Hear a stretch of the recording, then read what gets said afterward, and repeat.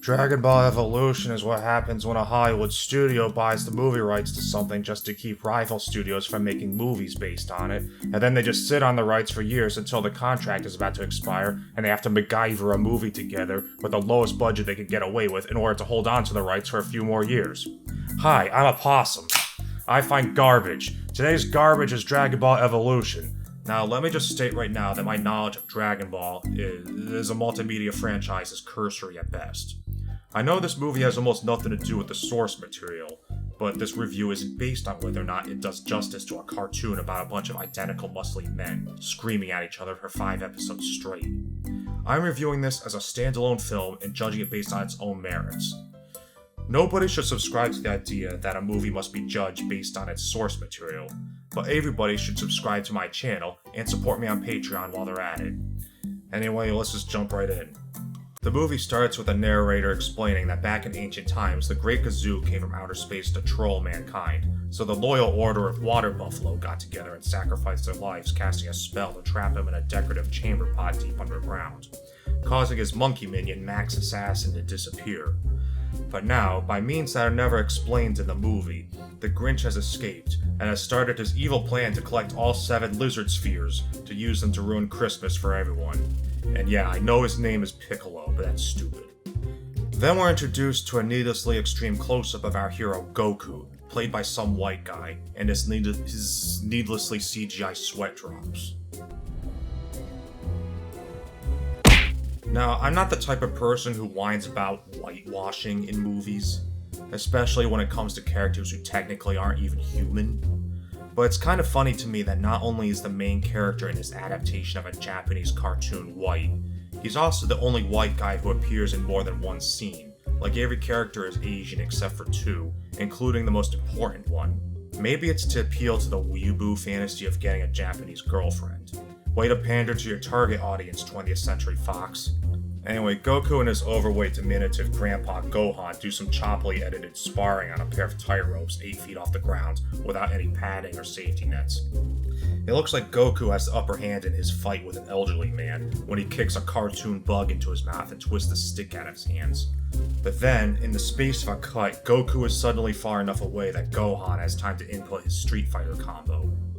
Goku then smacks into the ground and slides until his head bashes into a watermelon, but he's fine. 30 seconds later, his shirt won't even be dirty anymore. Gohan then laughs at his child abuse victim and lectures him about how he needs to learn to control his ki, which is a real-life nonsense martial arts concept peddled by frauds who prey on your insecurities by telling you they can teach you to beat up people who are twice your size by casting force fields. Gohan tries to get Goku to shoot a ki blast, but he doesn't have enough experience points to unlock that skill. And it's 2009, so he can't just buy it. Goku then follows Gohan into the greenhouse and whines that the boys at school pick on him. Yes, Goku goes to school in this movie.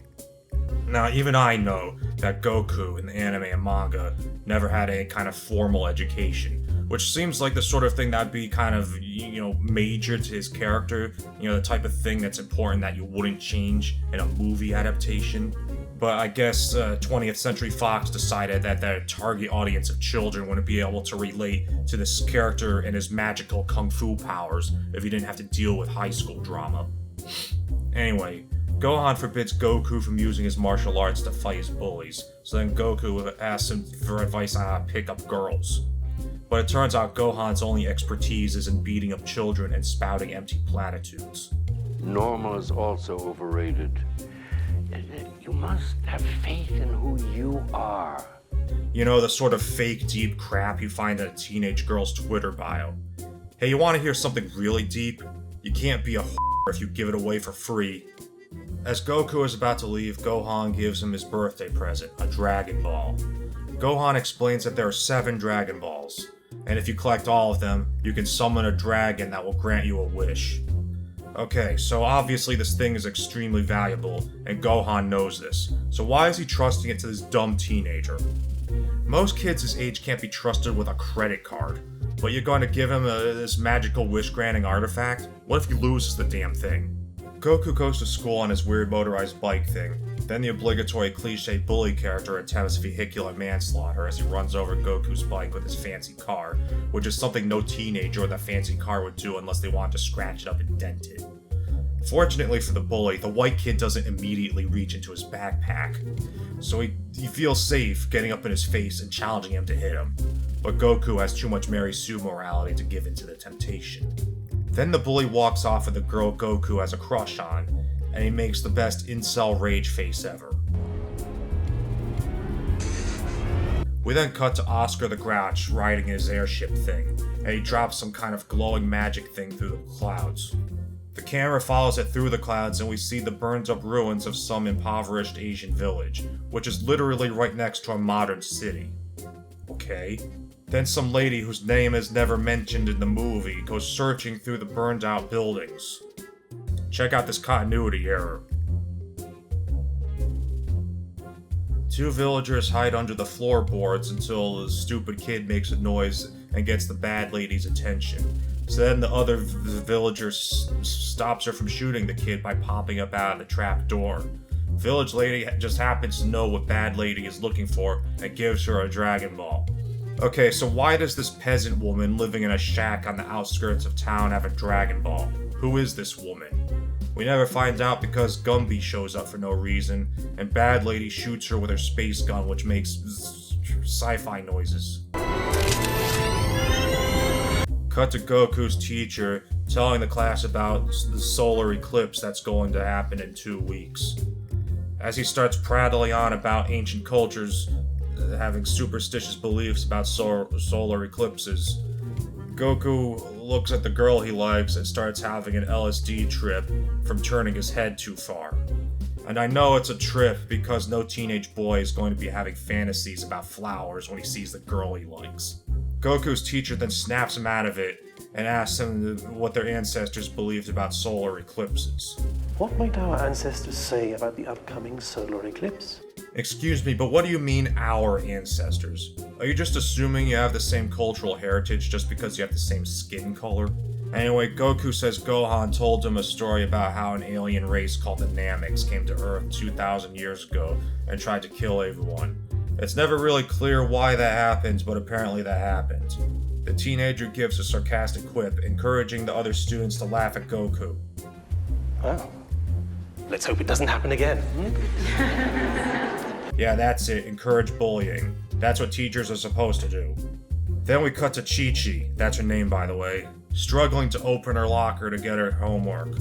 We see the lockers have these electronic keycard lock things, which just seems like it's asking for trouble. You know there's gonna be that one kid who brings a big magnet to school just so he can ruin them all and get everyone's lockers stuck, for no reason other than to be an asshole. So Goku, lurking around the corner, uses his ki powers to open the lockers. Yeah, even though he wasn't able to throw ki blast that morning, he suddenly can now. Impressed by his anime powers, Chi-Chi runs after Goku and stops him in the hallway. Goku stammers like an awkward nerd who's never talked to a girl before. Yeah, this movie wants us to believe that this guy with his good looks and tall athletic build has trouble picking up women. F off, Hollywood. Anyway, it turns out Chi-Chi knows about ki and martial arts and stuff, but Goku makes a fool of himself while the cliche pizzicato comedy music plays. Just because my name is Chi-Chi doesn't make me a complete idiot. Right, because there's a lot stupider names than Chi-Chi. I'm not saying that Chi-Chi's a stupid name, I'm just saying that it's not normal.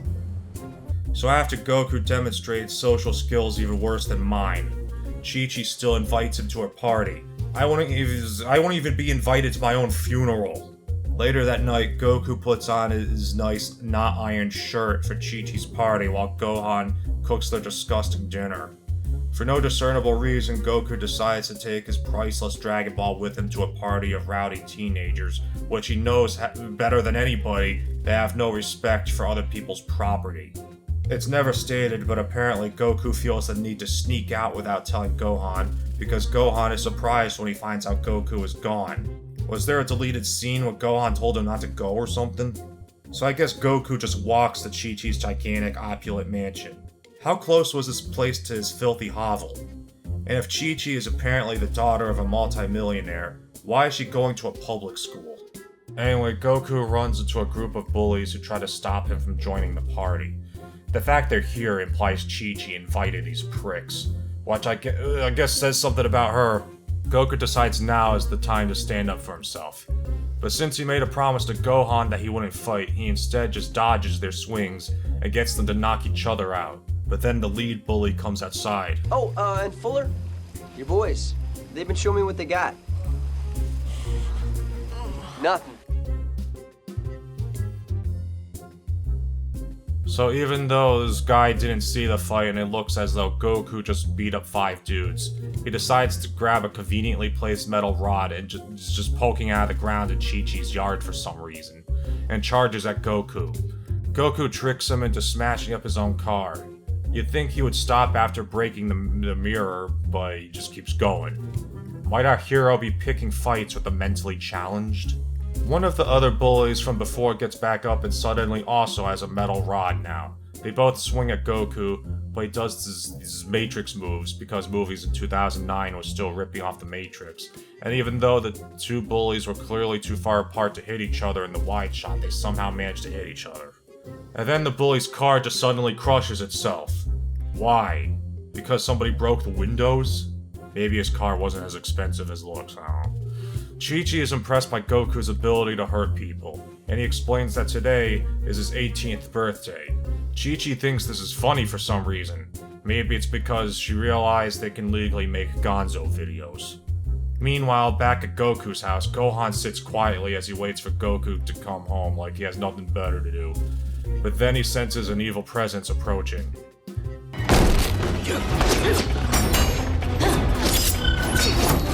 Gohan easily deflects all the ninja stars, but then Mike Wazowski comes walking in, and Gohan instantly recognizes him, even though he's never seen him before because, remember, the guy was trapped in a pot for 2,000 years. Swamp Thing realizes the Dragon Ball isn't there. Oh, that's why Goku took it with him to the party. It's because the plot needed him to. Okay, so Greedo somehow realizes the Dragon Ball isn't in Gohan's house without having to look around, which implies he has the ability to sense the Dragon Balls. So why did he go to Gohan's house? Why didn't he sense the Dragon Ball being carried around by Goku and go after him? Oh, it's because the plot needed him to use his Sith powers to telekinetically constrict Gohan and crush the house with him inside it. Is that something he could do in the anime? Why did he do that? Just to prove how evil he is to the audience? Piccolo wanted to make sure there weren't any witnesses, stupid. Then why didn't he make sure Gohan was dead? Because he ain't. Also, is having people run around saying they saw a green man from outer space and most likely not be believed more likely to draw unwanted attention to his plan than destroying houses and even entire villages full of people? Why doesn't he just cover his face? Or better yet, why does he feel the need to show up in person at all? He could just stay on his airship and have Bad Lady sneak into places to steal Dragon Balls. It's like he's doing stupid things just to prove how evil he is. Anyway, Goku senses that something bad happened to Gohan, I guess because he can do that, and rushes home. He finds the house half knocked over and digs Gohan out of the debris.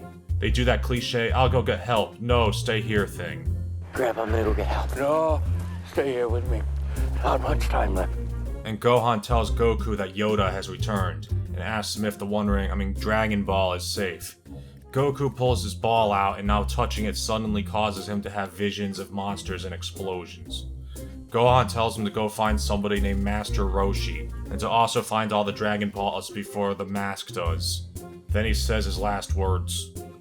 Remember, always have faith in who you are. The next morning, Goku buries Gohan under rocks in the yard, like he's a pet or something, and even takes the time to sprinkle some decorative grass clippings on top of the pile.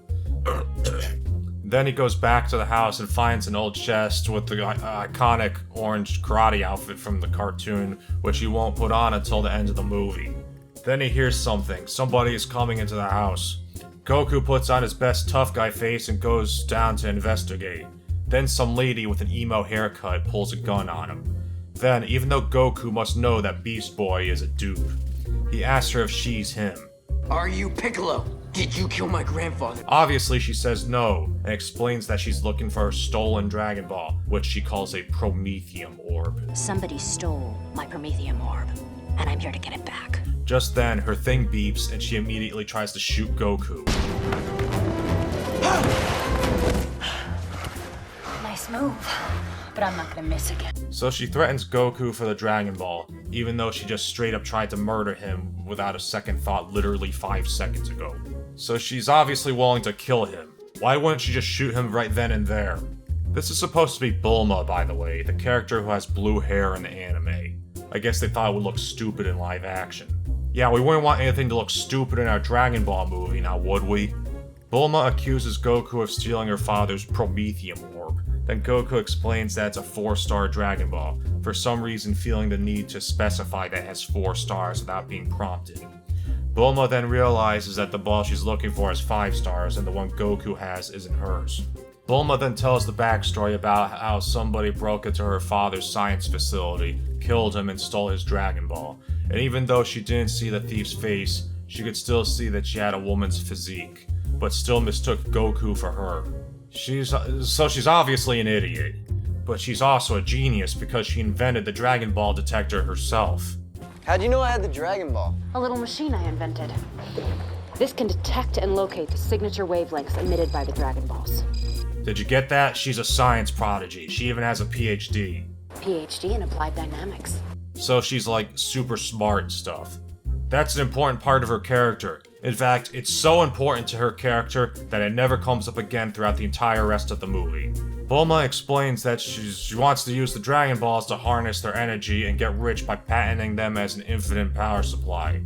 Goku asks the woman who just tried to kill him to take him with her to find the Dragon Balls and Master Roshi, and she agrees. They go outside and Bulma uses the remote to make the motorized tricycle thing pop out of a tiny capsule. Then they ride off into the second act.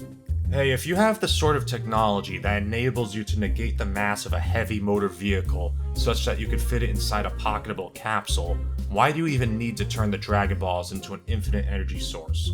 You've clearly already mastered the science of completely ignoring physics, so why not just build a perpetual motion device and harness the energy from that? Dragon Ball Energy, DBE. Catchy name. F off.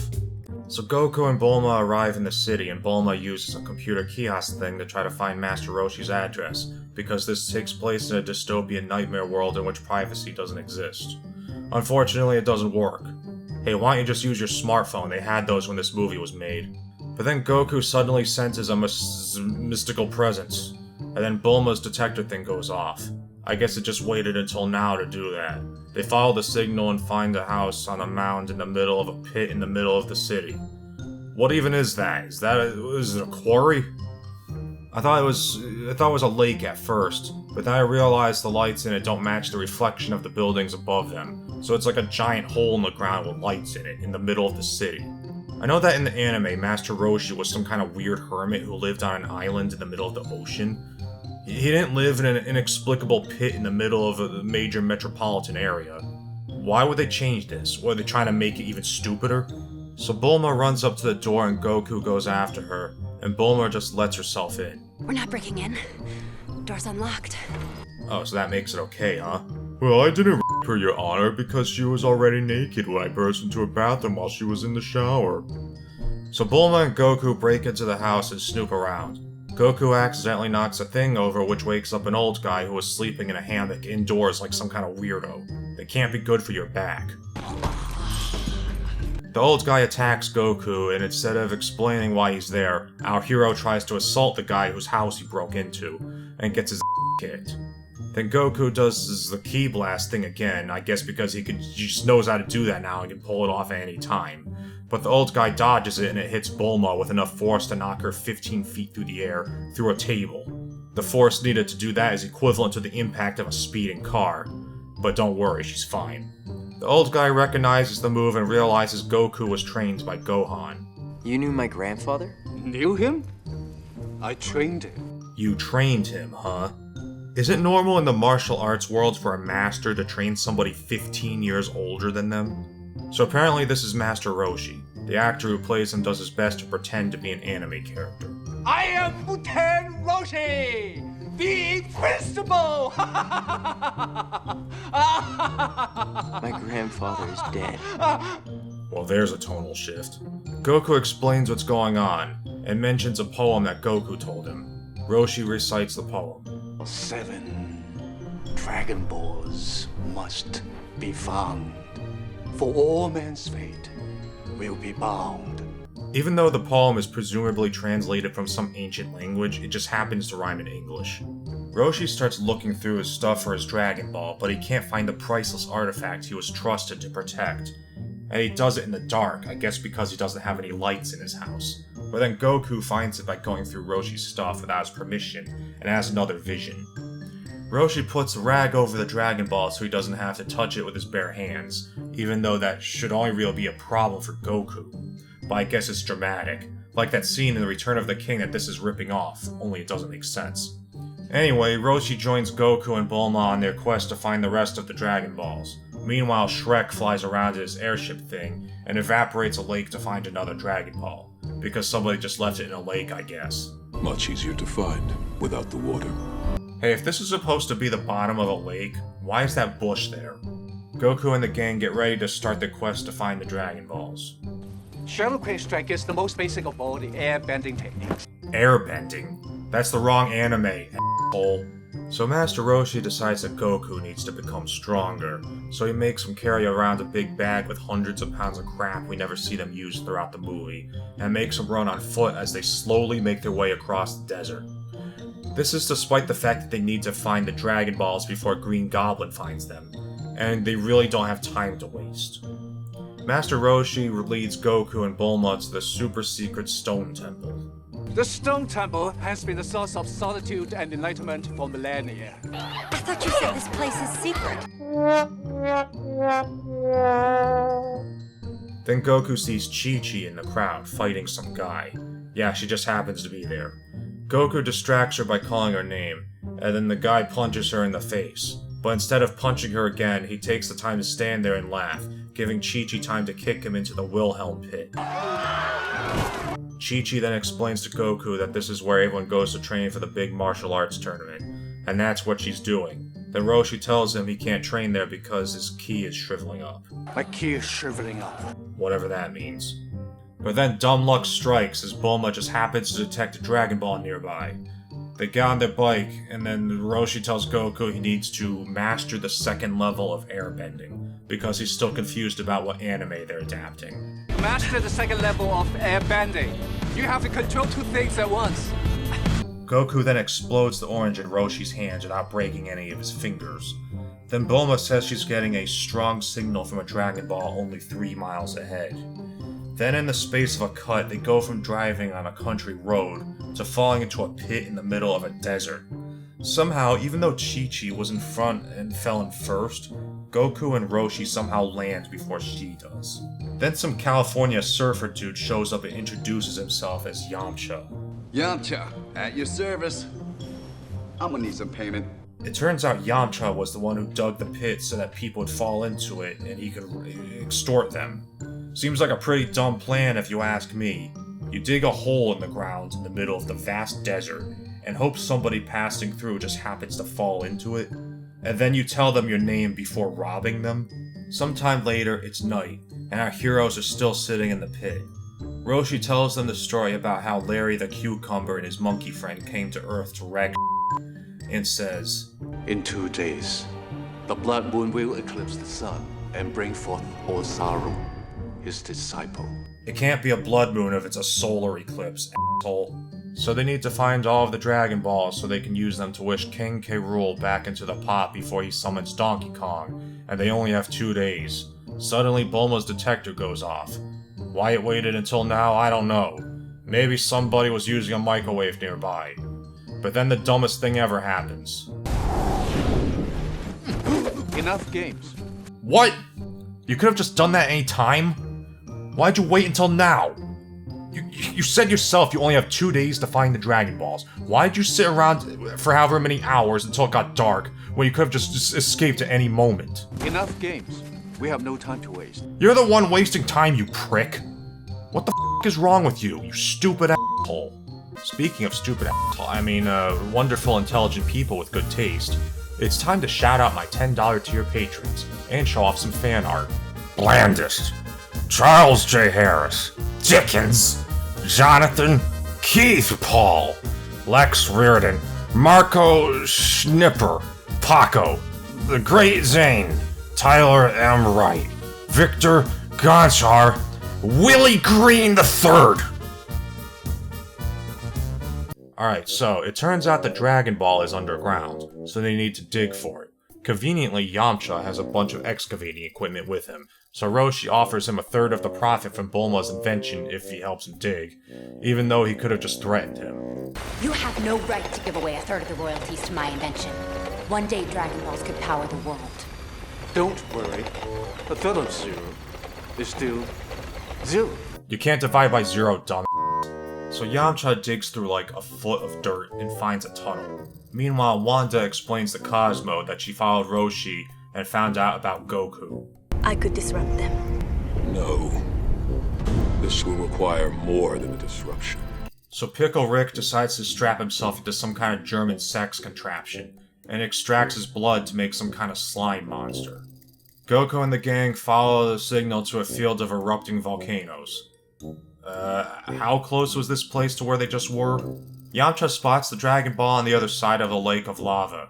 The problem is how to get across. Why don't you just walk around it? Suddenly, the gang is attacked by a group of Baby Bob slime monsters. Goku grabs a sword from one of them and cuts them apart, but it turns out they have regeneration powers. Roshi knocks one of them into the lava and it dies. It turns out this is the only way to kill them. Well, gee, isn't it lucky they just happened to be next to an active volcano? And did Bulbasaur know that lava was the only thing that could kill his slime monsters before he sent them? Anyway, Goku throws the monsters into the lava, and then uses them as a bridge to reach the Dragon Ball. Impressive! Goku grabs the Dragon Ball and has another vision. Then Bad Lady appears, kicks him in the face, and tries to run off with the Dragon Ball but fails miserably. So when our hero gets done beating up a girl, he tells Roshi about his visions in a shot-reverse-shot dialogue scene, in which the lighting keeps changing on every cut. Roshi tells him he's seeing the future. Goku worries that Roger Klotz will summon Dr. Zaius, and they will kill all of his friends, but Roshi tells him not to worry about it. The future's always changing. It's just the end of the world you're trying to prevent, no big deal. So when they're done standing next to an open pit of lava and somehow not dying from toxic fumes or convective heating making the air scalding hot, they decide to go to a temple where we're introduced to some guy named Sifu Norris, played by Ernie Hudson for some reason. Roshi asks him to help him perform the spell that will trap the Jolly Green Giant. The Mabuba. That will consume all of your life forces. Go back to catching ghosts, you prick. So even though the spell will kill him, Roshi insists that they need to do it, and he's the only one who can. I don't know how he can know that considering the spell hasn't been performed in 2,000 years, and you can't practice it since performing it kills you. But I guess it doesn't matter because Norris agrees. We then cut to Chi-Chi at the tournament, fighting Bad Lady. Bad Lady scratches Chi-Chi's arm with a hidden claw thing, then throws the fight. Bad Lady then puts Chi-Chi's blood in a little vial, while smiling evilly. Then Goku shows up and Chi-Chi says nothing about Bad Lady, so she evidently doesn't know who she is. Which makes sense because they've never met before, keep that in mind. We then cut to Bulma and Yamcha have a romantic moment in a dirty slum somewhere in the city. Yeah, I guess they're in love now. Even though Yamcha looks like a Geico caveman and Bulma has every reason to hate him since he made her fall into a pit and tried to rob her. Maybe she thinks his greasy skin and Easter Island eyebrows are sexy. Back at the temple, Goku and Gohan do some Tai Chi shit in the courtyard, which really needs some leaf blowing. If you ever seen a Shaolin temple, they keep that place spotless. Gohan tries to teach Goku how to perform his signature move from the anime, the Kamehameha wave, but forgets what anime they're adapting again. The final level of air bending technique is the Kamehameha. Here's a fun fact. The Kamehameha was named in reference to Kamehameha I, the first king of Hawaii and a legendary warrior responsible for uniting the disparate islands into a single kingdom. That reference made sense back when Roshi was living on a tropical island in the anime. Yeah, my grandpa told me about that, but he said that I wasn't ready to learn it yet. You are not. Okay. But time is running out. Yeah, time's running out, Goku. That's why I made you carry a bunch of around on foot and then had us all sit in a hole in the ground for several hours when I could have got us out at any time. So without really explaining how to do the Kamehameha, Roshi tells Goku to light the torches and just leaves him to figure it out, even though Roshi himself said Goku isn't ready to learn it. So of course, when Goku can't do it, he decides to cheat by lighting the torches with a candle, but Chi-Chi just kinda shows up and scolds him for it. I guess anybody can just walk into the sacred place. You know, my grandpa always said, in order to master my ki, I have to be at one with myself and with my enemy. I still don't know what that means. It doesn't mean anything. It's just fortune cookie bull meant to sound like some kind of ancient wisdom, but it's really just gibberish. I'm sorry, Goku, but your grandfather was a fraud. That's why he's dead. Then Chi-Chi comes up with a plan to help motivate Goku by implying she'll make out with him if he manages to light the torches. And it works. Goku can now instantly throw fireballs like a pro. It turns out the key to mastering this super secret and difficult martial arts technique wasn't meditation, training, or any kind of spiritual connection to the universe, but raging teenage boy hormones. Take it easy there, Goku, you don't want fireballs coming out of your Later that night, Gohan, Norris, and a bunch of monks chant around a magic pot as they prepare the Mafuba. While that's going on, Bulma wakes up to the sound of somebody snooping around outside. She goes to investigate and nearly shoots Chi-Chi. Then Yamcha and Goku come out. What, was everybody just sleeping in their clothes? Then Bulma's detector thing goes off and they realize Chi-Chi is stealing the Dragon Balls, and they run after her. Chi-Chi pulls out the space gun and shoots the floor, somehow making a wall of fire appear. But then Chi-Chi appears and kicks Chi-Chi, causing her to drop her gun. But Chi-Chi is too stupid to pick up the gun, and instead tries to kung fu fight Chi-Chi, while Bulma and Yamcha try to find another way around. Goku prepares to use his newfound air powers to blow out the fire.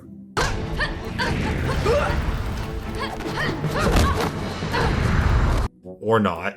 There's this one moment during the fight between the two Chi-Chis when they both just sit down on the floor and kick each other. They didn't even knock each other down, they just kinda sit down. The hell was that? Then one of the Chi-Chis gets knocked down and pleads to Goku for help, so he attacks the other Chi-Chi and knocks her out. But then it turns out he knocked out the real Chi-Chi and the evil Chi-Chi shoots him, then runs outside where her magical disguise comes off, revealing that was Bad Lady all along.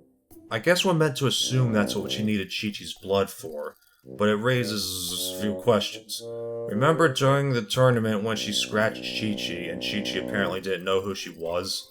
How did Bad Lady know who Chi-Chi was, let alone that she would meet up with Goku so that she could use her blood as a disguise to steal the Dragon Balls? And notice how the disguise only changes her body. How did she know what Chi-Chi would be wearing? And where did she happen to find identical clothes? Did she spend the whole day just shopping around every thrift store in town?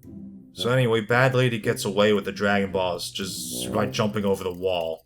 And instead of chasing after her, because remember, the fate of the entire world is at stake here, they run back into the room with Goku. Goku is apparently dead because he sees Gohan in the afterlife. Grandpa! I'm so happy to see you! Gohan tells him it's not his time yet, and Goku asks him how to defeat Megilla Gorilla. Instead of telling him something useful, Gohan just tells him some cryptic platitude about having faith in himself. Before Goku can ask Gohan anything else, Master Roshi uses a Kamehameha to bring him back to life, because I guess he can do that now. Or maybe he was just unconscious, I don't know. I don't see any bullet holes, maybe Bad Lady's gun doesn't kill people. Pain is good. So Bulma realizes Frankenstein has all of the Dragon Balls, and Roshi says he will take them to the Dragon Temple to summon Shenlong. And Shenlong ain't no Street Fighter April Fool's joke. He's a wish-granting dragon. We're talking serious business. Sifu Norris gives the pot to Roshi so he can do the Mafuba and trap Ninja Turtle in case Goku can't defeat him. They all get in Yamcha's truck and drive off. But aren't we forgetting something? Where's Chi-Chi? They just left her there, knocked out on the floor. What, Roshi couldn't use a Kamehameha to wake her up? Misogyny. Now where am I going? Dragon Temple. We have to get there before the eclipse. It's daytime now. How long were they driving before Yamcha asked that? Pepe the Frog tells Bad Lady what it's like to be trapped in a tiny pot for 2,000 years. Imagine being shackled so tightly that every atom in your body stood compacted, still. Alright, so I originally assumed the pot was like some kind of magical pocket dimension, or like he was trapped in there in spirit form or something. Not like he was physically crammed into a tiny space, like some kind of mystical clown car. I'm trying to imagine what that would look like. With this Dragon Ball, I take my vengeance upon the Earth. Hey, you started it. So Battletoad puts all the Dragon Balls in the holes, and then the Dragon Temple rises up from the ground. So why do you have to do that? It's my understanding that in the anime, you didn't need to bring the Dragon Balls anywhere. As long as you had all the Dragon Balls, you could use them. They changed all kinds of in this movie, so I don't know, whatever. Goku decides now would be a good time to change his clothes. And Yamcha, after driving through the desert for however long, decides now would be a good time to drive the truck off a cliff, flip a switch, and make it turn into a flying machine. He could have done that at any time, and flying is obviously faster than driving, but he waited to do that until now. That seems to be a running theme in this movie. So they fly up to the top of the Dragon Temple and Roshi throws a fireball at Slimer. But he throws his own fireball back, and the explosion makes the Dragon Ball scatter. As the flying truck spins out of control, Roshi gets sent flying through the air and crashes onto rocks from several hundred feet up. Then the rocks fall on him. But don't worry, he's fine. Then we get the reveal of Goku wearing the orange karate outfit. Puff the Magic Dragon starts monologuing to him, and Goku says he's going to defeat him and Curious George. But then the Wicked Witch of the West tells him, When the blood moon eclipses the sun, you will become Ozaru. So it turns out Goku is actually an evil alien monkey from outer space, who Gohan found as a baby. And now he's turning into his true form or something. See, normally when a movie has a big twist like this, there'll be like little hints here and there that foreshadow it, so audience can think back to the rest of the story and realize what it was building up to, and have a moment where everything clicks together. It's like, oh, it all makes sense now. But this comes out of nowhere, and it's so poorly handled. That reminds me of the ending of that terrible fanfiction Doom, Repercussions of Evil. It's like, no Goku, you are the Ozaru, and then Goku was a monkey. So Yamcha picks up the Dragon Ball, and Wally Gator sends Grape Ape to chase after him. Then Roshi grabs the magic pot and tries to do the Mafuba to trap Plankton inside. Meanwhile, Yamcha tosses the Dragon Ball to Bulma and decides to sacrifice himself to save her. She gives him her gun and runs, but then Mojo Jojo unexpectedly bursts through the wall and sends him hurtling through the air. Jiminy Cricket manages to throw a fireball at Roshi, injuring him, and causing the Mafuba to fail. Bulma runs to help, but he's dying. So Roshi could fall hundreds of feet out of a flying truck onto rocks, and then have hundreds of pounds of rocks fall on top of him and he's fine. But one little fireball kills him, okay. Roshi tells Bulma to protect the Dragon Ball as Mighty Joe Young comes charging at her. Then he grabs his leg. Skip starts strangling Roshi, but not so hard that he can't tell him this. Ozaru can't be beaten with fists. Only with faith can you win. Don't let Ozaru destroy the Goku in you. So we're doing the whole, I know you're still in there, you have to fight it thing. Alright, fine, whatever gets the movie over faster. So Roshi dies and then Goku turns back to normal. Special.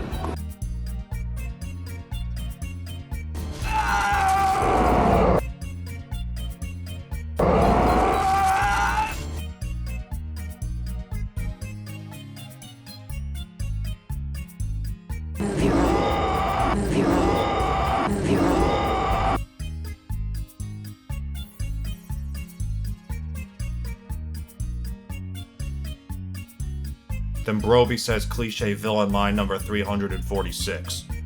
Impossible.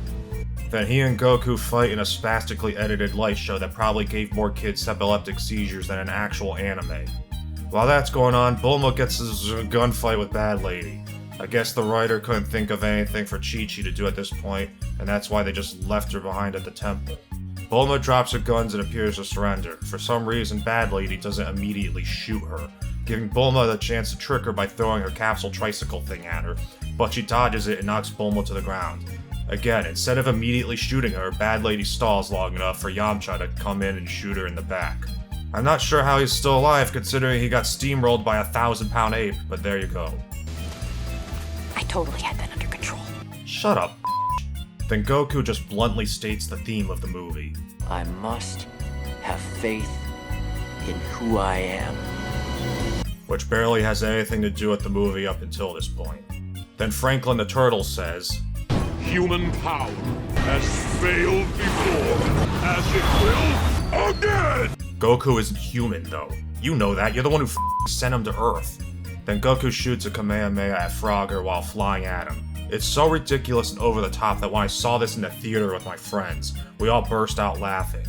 Yeah, we knew it was going to be bad, we just went to laugh at it. So that's it, the green M&M is defeated, and the eclipse is passed. Then Goku, Bulma, and Yamcha all gather around Yoshi's stinking, rotting corpse and act all sad. But then Goku realizes he can use the Dragon Balls to wish him back to life. So somehow they get Roshi's body up to the top of the Dragon Temple. The movie doesn't show how though, so just imagine them struggling to climb this thing while carrying a dead guy without a stretcher or any ropes or anything. Goku summons a cheesy CGI effect and wishes him to bring Roshi back to life. Give life to Muten Roshi. Now, you might want to be a little more specific than that. I mean, if Roshi died, it's most likely because something killed him, right? Like some kind of injury. So if you wish him back to life, but don't also wish for his injuries to be healed, you can just come back to life and then die again 5 seconds later, and then you've wasted your wish. Unfortunately, that doesn't happen. Roshi wakes up and gets all pissed off because he was in heaven and now he's back on whole Earth. Pain is good. Then Yamcha and Bulma point out that they need to find the Dragon Balls again because they flew away when they made the wish. But Goku says he has to do something first. We cut to Chi-Chi, who's still at the temple. Goku comes in and Chi-Chi runs up and kisses him, apparently not minding the fact that he knocked her out. Goku apologizes, but then she says she let him hit her. I let you hit me. Which doesn't make any sense, because why would she let herself be knocked out when they were trying to defend the dragon? You know what So Goku and Chi-Chi argue over whether or not she let Goku knock her out, and Chi-Chi decides the only way to settle this argument is with violence. So they meet in the ring and charge at each other, and the movie ends before we get to see Goku utterly beat the shit out of his girlfriend, since she's clearly nowhere near as strong as him. But then we got a mid-credit stinger clip of some woman making some kind of disgusting green soup and bringing it to somebody in bed. That person rolls over and it's Invader Zim, teasing us with a sequel that will never happen.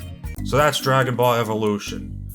There were a lot of stupid things in this movie, but if there's one defining problem with it, it's that characters do things for no reason other than because the plot needs them to. Gohan gives Goku a Dragon Ball despite him being unprepared to defend it. The bully ran over Goku's bike and probably dented up his car in the process for no reason other than to prove to the audience that he's a bully. Goku decided to take his Dragon Ball with him to Chi-Chi's party because the plot needed the Dragon Ball to not be at his house when Buttercup arrived. Yoshi destroyed Goku's house for no reason other than to prove to the audience that he's evil. Bulma's detector didn't go off in the pit until they had already been in the pit for several hours because the director wanted it to be nighttime in the following scene. Roshi didn't jump out of the pit when he could have at any time because he's an idiot. Bad Lady came up with a plan to steal Chi-Chi's blood so she could make a magical disguise to get into the temple despite not knowing who she was, and somehow had identical clothes to hers because her scheme wouldn't have worked otherwise. Yamcha didn't make his flying truck fly until the climax of the movie because that was the most dramatic time to do it. There's no logic to anything in this movie, and that's the mark of a bad writer. A good writer knows how to logically connect the things he wants to happen in his story. A good writer will take the time to think, this character does X because Y and it causes Z. That's actually what plotting is all about. A plot is a logical sequence of events that follow a causal order. If you can't get that right, and things happen in your story just because they need to happen, then you have a bad plot. So that's all I have to say about Dragon Ball Evolution. Like, comment, subscribe, support me on Patreon, and all that. I need the money. You gotta support me. I'm gonna go find some garbage to eat. See you later.